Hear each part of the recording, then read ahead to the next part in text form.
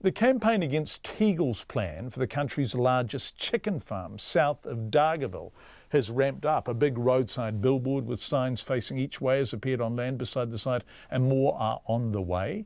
Our Northland reporter Lois Williams filed this report. As protest signs go, they're works of art. Tegel Free Zone, they shout, and say no to Tegel's mega factory, all in big colourful lettering on a striking background of the local landscape. The signs are the work of the well-known painter David Sarich, who returned to the north to live in 2016. I never thought I'd go to the Kaipara and start painting protest signs. First off, the idea was to go home and, paint the river. Well, obviously, this is part of the river series. But then David Sarich never thought he'd be coming home to live over the river from New Zealand's biggest chicken farm. Tegel wants to build 32 poultry sheds, nearly as long as rugby fields, stocked with more than 1 million chooks at a time, on low-lying farmland at Arapohoi, near the northern Wairoa River. That's 9 million birds a year, and their waste and their smell.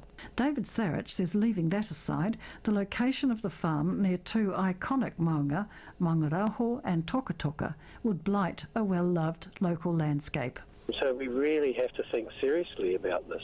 I mean, where they propose to position this factory is actually in between those maunga, and it's so wrong on all sorts of levels. Tegel says it needs to scale up to meet the demand for free-range, sustainably farmed chicken, and it believes it can mitigate the waste and the smell using new technology to incinerate the litter and heat the sheds. But the locals are sceptical.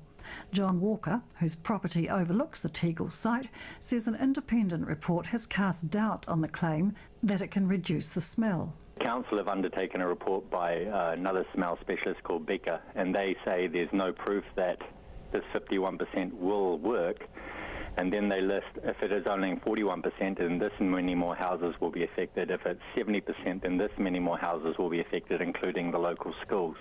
John Walker says the Tegel project has divided the local community and even some families. He says Tegel bought out some homeowners early on because their properties were within the supposed smell zone of 1 million chooks.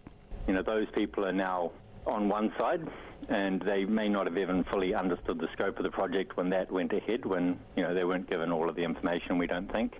But only a handful of people are openly supporting the Tegel proposal, while more than 500 have submitted against it.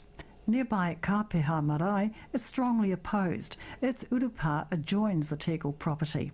The chair, Dr Margaret Mutu, is incensed that Tegel refused to pay university rates for a cultural impact assessment, which she would have done as Māori Studies professor. Instead, she says, it hired an East Coast Māori consultant. And in his report out today, she says he's reached an astonishing conclusion about the effects of the mega chook farm on tangata whenua.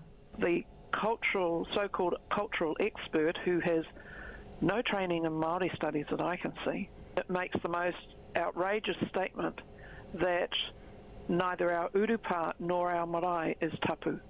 And I don't think anyone who knows the first thing about the Māori world would accept that an urupa or a marae is not tapu.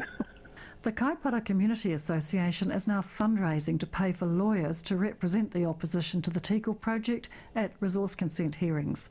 Independent commissioners acting for the Kaipara District and Northland Regional Councils will hear the case for and against the chicken farm in Dargaville next month. For Checkpoint, Lois Williams.